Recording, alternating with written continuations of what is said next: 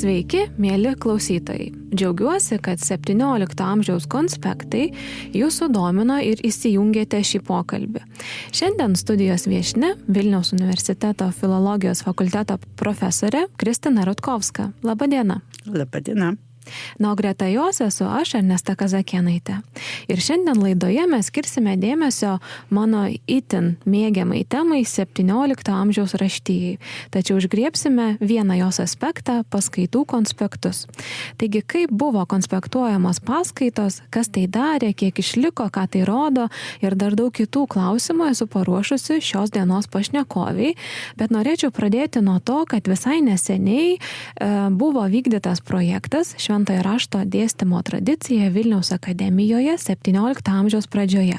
Todėl man ir kilo mintis jūs pakviesti pasikalbėti, nes aktualizavote įdomią temą, ne naujai sukurtus tekstus, bet paskaitų konspektus. Tai kaip kilo mintis tai analizuoti, kaip ši tema jūs pasiekė, kokio dydžio komanda ėmėsi šito darbo ir kokie rezultatai? Labai dėkoju už tai, kad norite apie tai žinoti. Nes tai siaura tema, kaip jūs pasakėte, ir apskritai, aš nežinau, čia gal prasidėjo kaip mokslinė intriga, kuri labai ilgai brendo, nes tas konspektas, rankraštis, su kuriuo mes dirbam, jis labai ilgai gulėjo, apie jį visi rašė, jį minėjo, sakė, kad jis labai svarbus, siejo su Konstantino Sirvydo paskaitomis, labai gražiai apie jį technikas, sakykime, labai toks jezuitas tyrėjas, istorikas, jezuitų istorijos tyrėjas, labai žymus rašė, kad tai yra išskirtinės vertės paminklas. Profesorė Eugenija Ulčinaitė atsivežė jo mikrofilmą dar 80 metais į Vilnių, bet visi pažiūrėdavom laikas nuo laiko į tą mikrofilmą ir niekas nedrįso to padaryti. Neišdrįsčiau ir aš, jeigu ne žmonės, kurie labai palaikė ir visų pirma, tai Mindaugas Trockis, kuris dirbo su Sirvydo žodynais, ir Irena Katilienė, kuri, man atrodo, gali perskaityti bet kokį ranka ir ne tik ranka rašytą sudėtingą raštą. Jeigu ne tie žmonės, tai jie padarė tą rankraštį prieinamą, atliko perrašą, atliko vertimą ir tada galima buvo tirti. Į pagalbą atėjo teologai, labai geri teologai, kurių ieškojau užsienį, Lenkijoje, ir Varšuvoje, ir Vroclave, ir kurie mus palaiko iki šiol. Tai taip, tai buvo ta mokslinė intriga, kuri tęsiasi nuo to, kai aš pradėjau ieškoti to rankraščio Krokuvoje, tęsiasi ilgai, dar pandemijos metais, aš bandžiau patekti į biblioteką ir tai buvo labai sudėtinga, buvo labai ribotos valandos, kada buvo galima ten patekti, paskui buvo visa, nežinau, vos nedetektyvas, pakol mes gavom leidimą ir padarėm ir atsigabenom aukštos kokybės skaitmeninius vaizdus, su kuriais galėjom dirbti, nes tai mažo formato labai knygutė ir skaityti ją originaliai būtų labai sudėtinga. Ir jau paminėjote tiek daug dalykų, kurių noriu paklausti, bet pradėkime nuo metų, nes aš iš pradžių minėjau 17 amžių. Tai kada tiksliai tas rankraštis yra datuojamas? Tiksliai datuojamas, taip yra, mes taip manom, nes tikslios datos ant titulinio lapo mes neturime, bet įsivaizduojame, kad tai yra 1620 metai pagal katalogus, pagal biografinius to perrašytojo dešifratoriaus duomenis, datuojam į 1620 metus. Tai kai buvo aktyvus Sirvydas ir greičiausiai ne veltui buvo siejamas su Sirvydu šitas tekstas, bet jūs įrodėte kitaip. ar ne?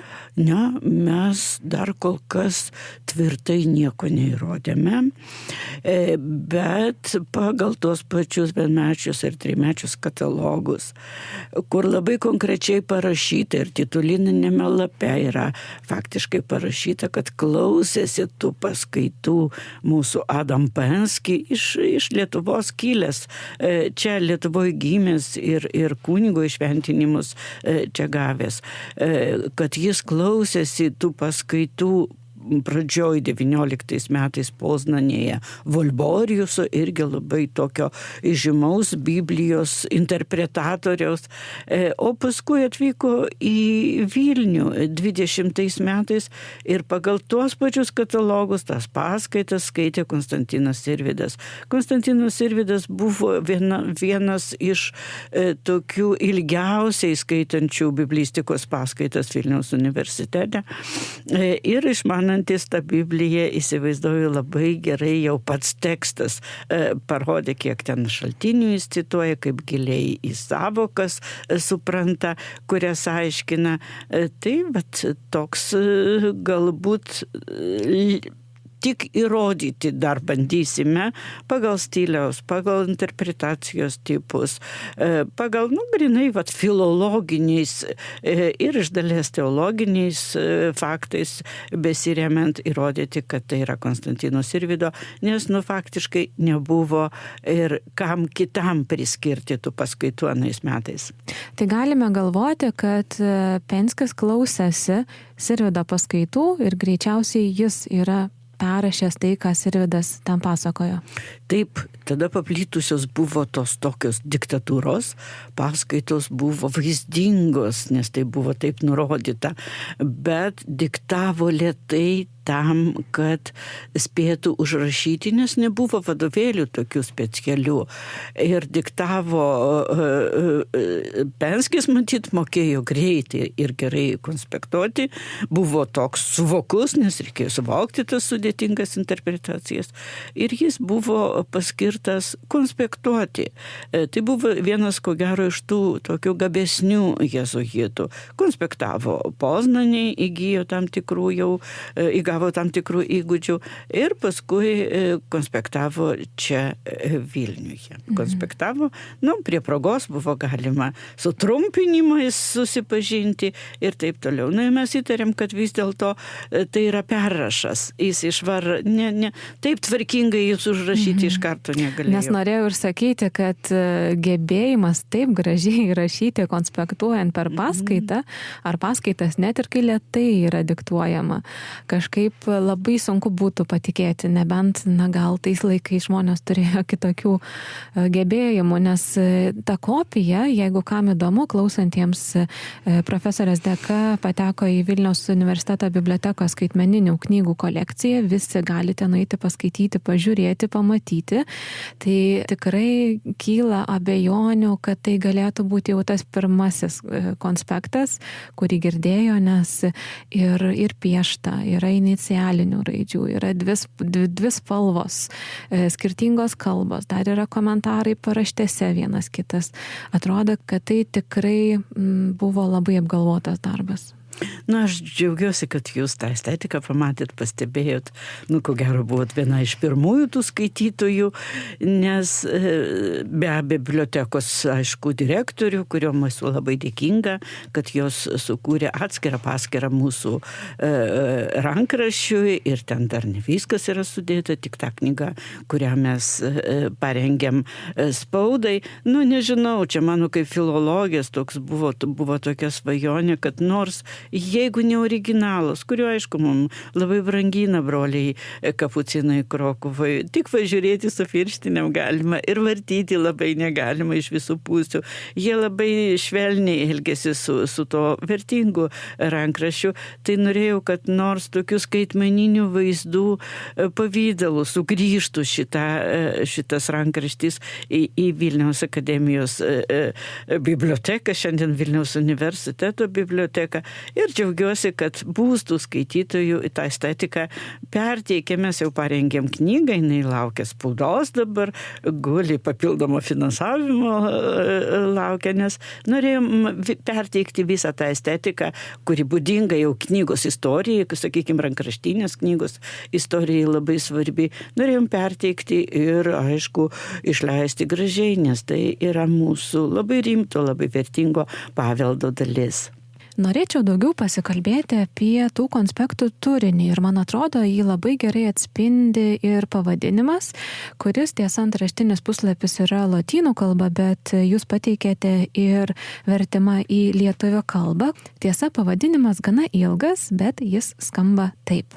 Paaiškinimai Saliamono giesmių giesmei ir Šventojo Pauliaus laiškai Efeziečiams, prie jų pridėti kontroversijų klausimai apie vienuolių padėtį ir įžadus ir apie Kristaus buvimą Eucharistijoje ir apie pasninką Adamo Penskio Vilniaus akademijoje išklausyti ir savo ranka surašyti. Prie šių paaiškinimų ir kontroversijų rasi pridėtus kelis pamokslus, kad popieriuje atlikusi vieta nebūtų tuščia. Pavadinimo pabaiga. Tad jau pavadinimas mums, kaip ir minėjau, šitą sako, bet ko mes iš tiesų galėtume tikėti skaitydami šiuos konspektus? Konspektai yra skirti 2 bibliniam knygom. Giesmių giesmė ir iš Senojo testamento ir laiškas Efeziečiams irgi yra analizuojamas. Ir tai yra, man atrodo, visai neatsitiktinai kartu į vieną konspektą, į vieną rankraštį sudėti komentarai arba paskaitų konspektai, užrašai. Galbūt iki šiol buvo manoma, kad tai yra kažkokie fragmentai, atsitiktinai 2 knygų sudėti, paskui dar pamokslai pridėti, paskui dar kontroversijos apie vienuolių įžadus, kontroversijų ir Kristaus buvimą Eucharistijoje, kas labai buvo tada aktualu anais laikais, vyko labai daug ginčių. Tai vat, man atrodo, kad mes matome tas sąsajas. Jeigu giesmė mes matom žmonių meilės pavaizdavimą, parodymą, labai gražių barokinių stilių pavaizdavimą. Tai laiškas Efeziečiams tai jau meilė Dievo bažnyčiai, Kristaus bažnyčiai. Čia jau kitas lygmuo, bet tie dalykai labai tarpusavy yra susiję. Taip, alegorinis toks kalbėjimas, o iš kitos pusės toks jau daugiau tiesiogiai paaiškinta ta sąsajas, ta didelė meilė Kristaus bažnyčiai. Ar galime tikėtis, kad komentuojant šitas knygas, kurios paminėjote, Biblijos knygas, kad Sirvydas, jeigu jis dėstė šitą dalyką, kad jis yra šių minčių autorius. Ar ten galima įžiūrėti kaip tik intertekstualumą, kad yra cituojama, gal žinoma, iš kitų šaltinių, nes vis tiek, jeigu įsivaizduotume paskaitų procesą, net ir dabar, kaip vyksta paskaita, tai dėstytojas ruošiasi skaitydamas daug ką. Taip, tiesiog, kad tai negimsta pačios idėjos iš niekur, tai jų tikrai susikūrė naujų, bet dažnai tiesiog, kad pasirengtum paskaitai, turi labai daug skaityti ir citatų išsiversti ir taip toliau. Tai įdomu, ar yra jau išanalizuota šitas tekstas tiek, kad būtų galima atsekti ir kažkokių sąsajų su kitais šaltiniais. Tai yra, kad mintis, kurios, tarkim, keliauja, ar gal kaip tik pačiame tekste yra nuorodos į kitus autorius, ne į Biblijos vietas, kur galėtume tikėtis, bet į kitus autorius. Aš manau, kad taip, tai buvo mūsų toks uždavinys numeris 1, tai atskleisti visus sluoksnius to teksto. Ir taip, autorius dažnai labai mini, nes privalėjo minėti tuos ankstesnius egzegetus, kitas Biblijos vietas, antikinius autorius. Tai vat visos tos sluoksnius mes atidengiam ir pateikėm ir lotyniškas, sakykime, tų šaltinių pastraipas, vietas, platesnės, kad būtų kontekstas. Ir Mindaugas Strockis, genialiai tiesiog padarė vertimus į lietuvių kalbą, kad tai būtų įvairiam skaitytojui. Ir tas, kuri nori originalaus kažkaip teksto lotyniško, ir tas, kuris nori tiesiog suprasti prasme, galbūt negali nei iš lotynų, iš greikų, iš hebrajų, sakykime, versti, nes su hebrajų, sakykime, kažkokiais interpais arba tiesiog žodžių aiškinimais mums labai padėjo čia Krzysztofas Varckis, profesorius, kuris gesmė pats išvertė į lenkų kalbą dar kartą ir kuris, aš nežinau, 3-4 knygas skiria jos interpretacijai. Tai tos šaltinius mes atsekiam. Ir dar bandėm, aš jau filologiškai čia aš bandžiau suprasti, nes man tai buvo labai svarbu, ar yra ta autorinė mintis, ar yra tas kritinis mąstymas. Nes, Sirvydas, kaip ir kiti jėzuitai buvo dėstytojai, buvo įpareigoti labai laikytis to turinio, kuris buvo priimtas, tos interpretacijos, kuri buvo vyraujanti. Todėl žiūrėjau tą pragmatinį aspektą. Ne tik mes vis dėlto, nebuvo nei vieno, čia žinokit, galbūt, kai dirbi su bibliniais tekstais, visada tas Dievas glosto tave per galvą, aš manau, tai galbūt čia iš aukščiau mums buvo ta suteikta pagalba, kad neliko neatskleistų perskaitytų vietų ir faktiškai neliko neatskleistų šaltinių, beveik viską pavyko identifikuoti, nes, buvo tos trumpos nuorodos, kur ieškot, kartais tai kainavo vieno šaltinio paieškos visą dieną arba net ir daugiau. Tai, vienu žodžiu, neliko to neatskleisto, bet norėjosi labai pamatyti, ar taip kaip ir mes tas paskaitas ruošiam, vis vien tai yra vientisa mintis, vis vien tai yra kažkokio subjektyvumo, vertinimo kitų šaltinių, jų jungimo tarpusavį elementai. Tai tokias apraiškas pamačiau, nes buvo ne tik perpasakojami šitie šaltiniai, bet buvo ir tokių modalinių aspektų, kur galima kalbėti apie tai, kad autorius kritiškai vertina vieną šaltinį ir kažkaip teigiamai kitą šaltinį. O kiek tų šaltinių pavyko identifikuoti? Jūs sakėte, atskleidėt tuos sluoksnius, bet įdomu, ar mes kalbame apie 10, ar mes kalbame apie 100 panaudotų šaltinių. Kaip tie konspektai, nes per konspektus galime pamatyti, kaip buvo konstruojamos ir paskaitos. Žinoma, mes turbūt nežinom, kiek truko. Tai yra, ar tai yra visas kursas, ar tai yra 2 kursai, nes yra 2 skirtingos knygos komentuojamos. Tad įdomu, kokios apimtis maždaug, apie kiek mes kalbame. Čia keli klausimai, bet aš bandysiu nuo to paskutinio. Senasis testamentas buvo dėstomas žiemos semestre, o Naujasis testamentas buvo dėstomas pavasario semestre ir faktiškai Vilniuje mes turėjom tokį platų Biblijos kursą, faktiškai buvo dėstoma per 2 metus.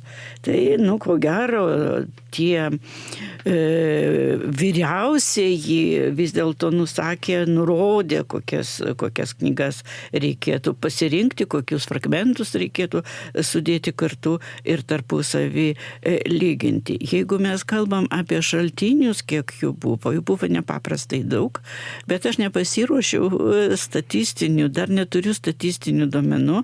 Mes turim padarę indeksus ir Šventas Tomas, ir Šventas Augustinas labai dažnai cituojamas, be jokių abejonių yra Origenas, kuris buvo vienas iš pirmųjų interpretatorių, bet tos stulpelius, filologiškai sakant, tos statistinius paskaičiavimus aš pateiksiu antroje knygoje arba straipsnį, dabar kaupiu, visi pailsėjom, jau atsigavom po tokio labai įtempto darbo, nes indeksai, aišku, buvo daromi paskutiniu metu, kai jau knyga buvo sumaketuota ir mes darėm tos indeksus, tai aš manau, kad čia jau drąsiai labai galiu sakyti, kad tai yra aukšto rango intelektualas, tas mūsų kunigas arba Sirvydas. Ir šaltinių yra labai daug, bet yra pirminiai ir antriniai šaltiniai.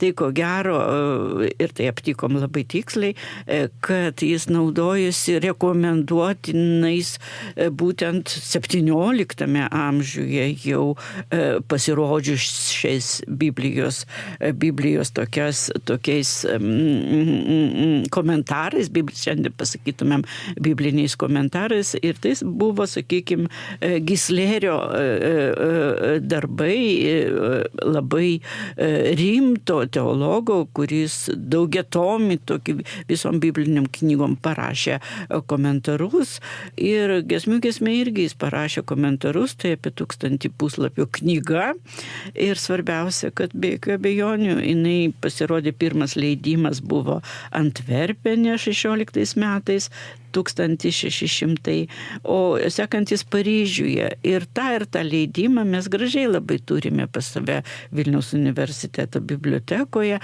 Kai kurios knygos yra su Kražių ir Gardino provinencijomis, tai galima tiesiog, ir Vilniaus, aišku, bibliotekos, tai aišku, galima daryti išvadą, kad būtent šita knyga gulėjo ant stalo ir ją galėjo kaip vadovėlių naudotis. Ir šiandien kunigai, kurie komentuoja šventąjį raštą, turi labai daug komentarų šiuolaikiškų ir tokių, ir istorinių, ir filologinių, jau dabar ne tik teologinių. Tai vienu žodžiu, taip, tai buvo tas galbūt pirminis šaltinis, bet tame šaltinyje Gislerio komentare, aišku, labai daug jis mini įvairių kitų autorių. Tai kai kuriais, aišku, galėjo mūsų dėstytojas naudotis tiesiogiai, pažiūrėti, nežinau, Šventą Tomą, tai visi jėzuitai mintinai mokėjo, arba Šventą Augustiną, kurį labai mėgo cituoti, ir galėjo plačiau arba kitaip interpretuoti. Ir tokių apraiškų mes pamatėm, kad Gislerį rašo vienaip, konspekte yra kitaip, yra tas kritinis mąstymas. Tai vienu žodžiu, tų šaltinių yra daug, cituojamos visos Biblijos knygos. Yra toks labai, labai vis dėlto ryškios intertekstualumo apraiškos, ir kartais tai faktiškai tie mūsų komentarai, kur atsekdavom šaltinius, jie yra dvigubai ar trigubai didesni negu pats tekstas. Ir pagalvojau, kad mes dar neužsiminėm, čia jau tiek laiko kalbam apie konspektus, bet neužsiminėm, o kokia kalba jie parašyti. Taip, jie yra parašyti lotynų kalba, nes tos visos paskaitos, jos ir vyko lotynų kalba. Lenkų kalba ateis vėliau, ir faktiškai, jeigu mes kalbam apie Sirvydą, tai ten tos lenkų kalbos yra daugiau.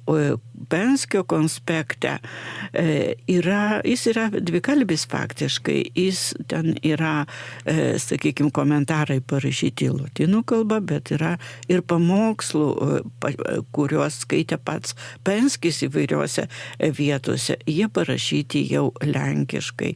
Ir faktiškai mes galbūt tirsime ir toliau.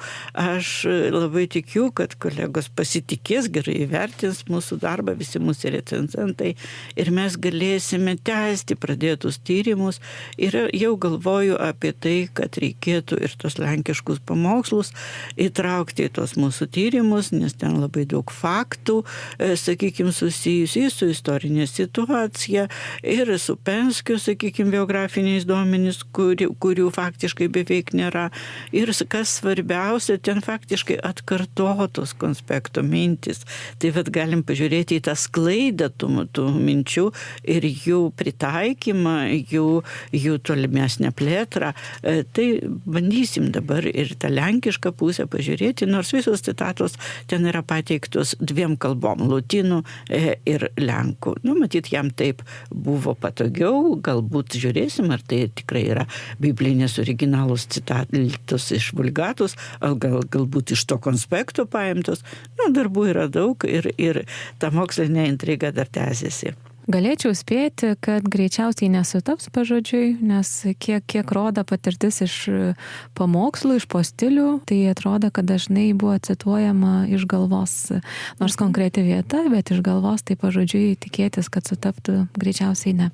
Bet noriu pasitikslint, dar minėjote, kad yra ir lenkiška dalis, ir ta lenkiška dalis yra pamokslai ir paties Penskio pamokslai. Tai vadinasi, šitas visas rankraštis yra viena jo dalis, yra ta tikroji konspektų dalis, kuri yra lotyniškai, o greta yra dalis paties Penskio kurtų pamokslų lenkiškai.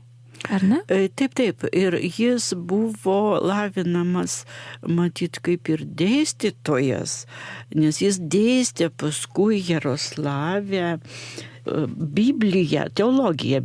Nelabai žinom, ką dėstė, nes tik paminėta yra. Ir aš labai tikiu, kad galbūt Kapucinų bibliotekoje, kur atkeliavo visas iš Krosnos, Taip, pats Penskis be jokių abejonių buvo ruošiamas ir kaip pamokslininkas, bet ir kaip dėstytojas. Tai, kaip jau sakiau, matyt buvo suvokus, išsimokslinęs jėzuitas. Jis sugebėjo suprasti to paskaitų turinį ir faktiškai paskui, matyt, pritaikyti, nes jis dėstė teologiją ir Krosnoje, ir dėstė teologiją Jaroslavę, ypač Jaroslavę, bet čia jau vėlesni metai, 1638-39, tie buvo metai, kada jis dėstė. Jėzuitam nebuvo leidžiama dėstyti ilgai, jie turėjo keistis. Tik Sirvydas buvo ta išimtis, kad jis dėstė beveik 10 metų. Įtariu, kad buvo tai labai geros paskaitos. Taip pat jis labai tikiu, kad galbūt tas archyvas, kuris iš Jaroslavo matyt nukeliavo į Sandišovą netoli Krokuvos, o paskui buvo perkeltas iš Sandišovo beveik pilnai, taip sako kunigai, kurie prižiūri, kustošai, kurie prižiūri tos archyvus, buvo perkeltas į Krokovą. Tai va, tą nedidelį archyvą mes bandysime pažiūrėti, apžiūrėti iš visų pusių. Ten tarp kitko ir tą Volborijusą konspektus, kurių Poznanėje, kurios klausėsi Penskis konspektą aptikome. Tai tikiu, kad galbūt jo dar kažkokių užrašų aptiksime ir tada galėsime tirti visą gyvenimą. Ir labai reikėtų tokių kaip jūs, entuziastų, labai norėčiau matyti kuo daugiau tų studentų, kurie moka ir lenkų, ir lietuvių, ir lotynų, dar pageidautinai graikų kalbas arba hebrajų biblinę, kad jie, gal netiek daug užtektų ir mažiau lotynisto kokio su polonistikos kažkokiamis žiniomis. Tikrai jų reikėtų, nes kol kas mano pagalba ateina, su manim bendradarbiauja tik postdoktorantai, tie, kurie jau žino, kokie klodai slypi čia pas mus Vilniuje ir archyvose, ir bibliotekose. Jie ateina į pagalbą, praleidžia čia 2 metus, rašo puikias publikacijas. Tai, labai norėčiau tokių matyti kuo daugiau, tos galimybės Vilniaus universitete, kad gali studijuoti ir klasikinę filologiją, ir polonistikos žinių įgyti, ir lituanistų su senais, ir baltistų tapti. Jų yra netiek daug, visi mes galbūt norim to šiuolaikinio diskurso, o pats įdomumas, kur galima jungti ir detektyvo beveik gebėjimus ir to aukštojo mokslo vis dėlto įgūdžius labai trūksta. Ir jūs kaip tik užsiminėte apie tai, ko ir norėjau klausti. Ar Penskis buvo dar aktyvus po tų konspektų? Tai yra tarsi jo studijos, jo gal gyvenimo tokia, akademinio gyvenimo pradžia, jis vis tiek klausėsi tų paskaitų. Ir jau minėjote apie kitus jo paliktus rankraščius, bet įdomu, ar jis ir yra ką nors išspausdinęs, ar jisai buvo vertėjas galbūt, ar kokių nors kitų knygų palikęs? peržiūrėjom ir katalogus, peržiūrėjom ir bibliografinius išsamius aprašus, kurio tikrai nemažai dabar yra ir labai didelis dėmesys, ypač Lenkijoje, yra skiriama tiems indeksams, kur tikrai yra labai kruopščiai aprašyti rankraščiai su komentarais, kad ten galima aptikti. Deja, galbūt, tiesiog niekas neieškojo, kaip ir to mūsų konspekto. Visi žinojom, kad jis yra, sakėm apie jo reikšmingumą, apie tai, kad Vilnius tada, kuris buvo teologinio mąstymo centras, vis dėlto prisidėjo prie biblistikos dėstymo, inicijavo Biblijos išsamų dėstymą. Gulėjo ir galbūt gulėtų, jeigu ne tie drąsūs žmonės, kurie atėjo man į talką ir mes jį paskelbėme. Aš manau, visi kažkaip apie Penskį per daug nėra rašoma, todėl tai yra tokie trupinukai, kur galima, bet jis dirba, tarp kitko, vasarą planuoja tokie su studentais, net išvyka, vėl finansavo Lenkų fondas Toksnava, išvyka per Krokuvą, Krosną, Jaroslavą nepateksim, bet į Sandišovą gal man pavyks nuvažiuoti. Ir nors pažiūrėsim, pakalbėsim, galbūt vis dėlto dar kažkas liko, bet pagrindiniai darbai laukia Krokuvai, kur atkeliavo iš Sandišovo. Tie rankraščiai iš jo pamokslų aiškėja. Ten yra daug, sakykime, kažkokių pavadinimų, vietovių, kur jis skaitė pamokslus. Jis skaitė pamokslus gana daug. O galime tik tai Poznanės kažkokiuose dokumentuose pamatyti, kad jis ten studijavo ir, aišku, Jaroslavo istorijos, to vienuolyno istorijos aprašymuose yra viena kita užuomena, kad buvo dėstoma teologija, ne teologija, Biblija, kad vyko Biblijos paskaitos. O ar yra išlikę kokių kitų pavyzdžių iš paskaitų konspekto? Įdomu, ar jis yra kažkuo, toks išsiskiriantis, kad tai yra retas atvejis, ar kaip tik mes turime ir daugiau ir galime palyginti? Biblistikos neturime. Turime tik kelis darbus Poznanėje, nes Poznanėje buvo labai stipriai dėstoma kontroversijos kažkokie dalykai, elementai ir ten išliko konspektai ir apie tai mūsų kolegė parašė. Kiek pavyko pažiūrėti, niekas, aišku, nesėjame jų leidybos kol kas, labai įspūdingi, aš mačiau, užsakinėjau skenus, labai įspūdingi ir taip laukiam to baltisto, žinau, kad ir turim dabar pas mus magistro programai baltistai iš Poznanės, galbūt kada nors ta mergaitė norės ten pas save paskaityti ir apsiimti to sunkaus, sudėtingo vis dėlto darbo. Tai vienas pas mus Vilniuje yra tas Sirvydo konspektas, paskaitų konspektas, o kitas Poznanėje, kiti du Poznanėje. Ir tiek jų yra. Aišku, kad buvo įvairių paskaitų konspektų, daug buvo ginamas tos disertacijos tezės ir labai išsamei buvo turinys. Apie tai labai daug buvo spaudoje, apie tai buvo rašoma, bet mes turime, ir čia aš ir Pechniko, ir Rabikausko darbais remiuosi, kuris su dideliu entuziazmu sakė, kad tai Vilniaus akademija prisidėjo prie Biblijos paskaitų įvedimo į bendrą, jų atskirimą, jų akcentavimą į bendrą teologijos kursą. Matyt, mes čia Vilniui labai vis dėlto buvo didelis poreikis dėstyti šventąjį raštą išsamiau, kad kunigai paskui galėtų naudotis. Aš kažkaip keliau tą tezę ir dar jos prieš projektą ir dar jos neatsisakiau, kad vis dėlto turėjo kažkokių tokių praktinių tikslų tas dėstymas, tos paskaitos turėjo lavinti kunigus, kurie paskui galėjo eiti ir nešti tą Dievo žodį į tikintiesiems.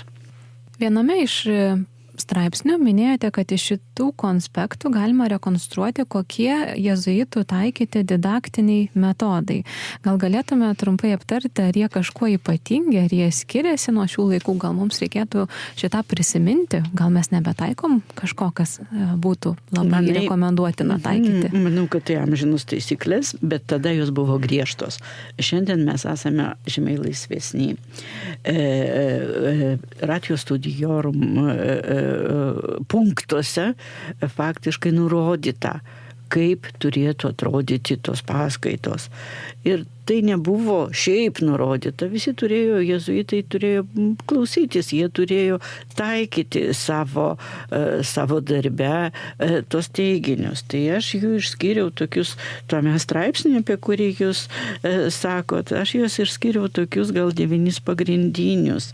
Ir faktiškai tai didelį labai vaidmenį jie skyrė šaltinių panaudojimui ir šaltinių vertinimui. Jie neatsisakydavo jokių Biblijos vertimų, kada tą Bibliją interpretavo. Buvo nurodyta, kad būtinai reikėtų remtis ir Septuagintą, ir tam, kad įrodyti, kad Vulgatoje nėra klaidų. Galima buvo, tiesiog būtina buvo naudotis įvairiais ankstesniai egzegetų darbais ir jos lyginti tarpusavį. Galbūt nebuvo ta autorinė nuomonė labai akcentuojama. Reikėjo surinkti, įvertinti, palyginti. Bet tai būtų labai nuobodu, jeigu tik to galima buvo naudotis. Jie vis dėlto nurodydavo dar tokį dalyką, kad tas mokytojas privalėjo būti kiek įmanoma išmanantis iškalbos meną, kad jis užtikrintų tokį taisyklingą ir sklandų dėstymo stilių, kad jis turėjo Biblijoje naudojamas kažkokias realijas perpasakoti, arba tiesiog istorinius faktus įtraukti kaip palyginimus. Ir be jokių abejonių tai turėjo būti labai vaizdingas, įvairiomis meninėmis priemonės turėjo naudotis tas menininkas, tas mokytojas, o kadangi mes turime baroko laikotarpį, tai be jokių abejonių ten įvairių, paradoksas, palyginimas, paralelė, labai daug tų visų meninės raiškos priemonių taiko mūsų mokytojas daugiau, negu mes turime tame antrinėme šaltinyje arba pas Gislerį. Tas vaizdingumas, yra tiesiog įspūdingas. Tai buvo tas siurprizas, galbūt, gal ne iki galo buvo tas netikėtumas, kurį, kai pamatėm, tai negalėjom to rankraščio paleisti ir labai koncentravomės į jo analizę. Šiandien aš norėčiau, faktiškai, kai važiavau į tą mūsų susitikimą ir galvojau apie tai, kad buvo griežtai nurodoma, nepaprastai griežtai. Ta autorinė mintis, jinai turėjo skverbtis, nes kaip tu būsi išraiškingas, jeigu tu tik atpasakosi. Atkreipiau dėmesį, pagalvojau apie dar vieną punktą, kuris man yra labai svarbus, nes diskusijoje visada gimsta kažkas gero. Tai tokia selekcija buvo nurodyta, kad galima vis dėlto taikyti tokį selektyvinį aiškinimo metodą, rinkti sudėtingesnės vietas, įdomesnės vietas ir jas išsamiau aptarti, o kitas, kurios nereikalauja kažkokio komentaro, tiesiog praleisti. Ir tą mes turime, jeigu mes turim giesmiai labai tokį skrupulingą, išsamų, detalizuotą aprašą. Tai faktiškai laiškas Efeziečiams, ten iš tikrųjų yra vietų, kur tik tezėmis paminėtas turinys, ir faktiškai tik tos sunkesnės vietos yra išsamiau pakomentuotos. Labai ačiū. Žiūrėdama į laiką turiu prašyti rekomendacijų, nes tinklalaidė turi tokią tradiciją paprašyti pašnekovės, ką galėtų mums visiems rekomenduoti. Rekomenduoti šiandien labai sunku, nes žmonės neskaito knygų. Tai visų pirma, aš rekomenduočiau paskaityti mūsų parengtą rankraštį, mūsų knygą, kuri to jau išeis. Aš manyčiau, kad jau to iki rudens turėtumėm turėti. Ir skaityti šventąjį raštą. Žinokit, tai yra nepaprastai įdomios knygos, jeigu mes skaitom ne pavienės eilutės, o kažkaip taip visą, sakykime, biblinę knygą. Čia keistas galbūt palinkėjimas, bet tai nepaprastai daug duoda. Labai ačiū Jums už skirtą laiką ir klausytojams, kad Jūs šitą temą sudomino. Labai džiaugiuosi ne tik aš, bet greičiausiai ir profesorė. Taip, nes kai rašiau, tai galvojau, niekas neskaitys, o dabar turiu vilties. Ačiū. Ačiū ir iki.